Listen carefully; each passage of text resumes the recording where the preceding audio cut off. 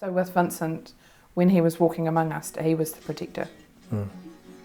And now that he's not walking among us, I still feel that this is our duty for him to help protect others.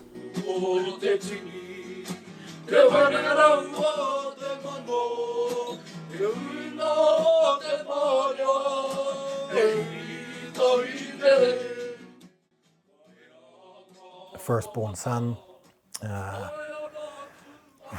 full of life, full of laughter, full of sneakiness.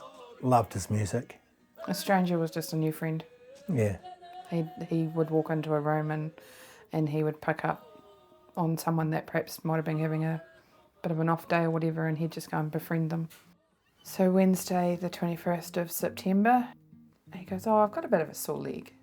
I went, "I am? Okay, see how you go." And he went out to the end of the drive, and then he came back in. He goes, "Oh, I feel sick." Okay, kia te pai. Just stay at home. I rang him at, I think it might have been about 10 o'clock to see how he was getting on. There was no reply. And he messaged me back about 11ish and said, "Oh, I was sleeping, but I've been throwing up." I said, "Okay, well, I'll come home at lunchtime and bring you some electrolytes just to keep your fluids up." I was just like, "Oh, he's got the flu. He's tired." And came back about 10 o'clock, checked on him, we were going to bed. And he's like, "Oh, I haven't had tea." Gave him some more Panadol, had some more electrolytes. I was like, "Okay, right, well, we're going to bed. Kia pai to moi, have a good sleep."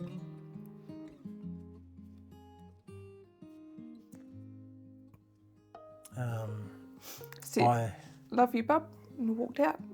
And in the morning, I was at work. I said to Taylor, "Go and wake your brother up." And he come in, he saw Janelle, he says, "Mum, I can't wake Vincent up. He's asleep on the floor." He's asleep on the floor." I was like, "Oh, that's all right. I'll go and check on him. He's probably been hot in the night, with maybe a fever or whatever. He's gone and sleeping on the floor." So I walked in there and saw that he'd been sick in his bed. I just sort of checked his chest, and it was still, he was still quite warm. So then changed his sheets, and then I was like, right, better roll him over, wake him up. And that's when I rolled him over, and I was like, that's not right. And thankfully I had my phone on me, and it was just instant 111.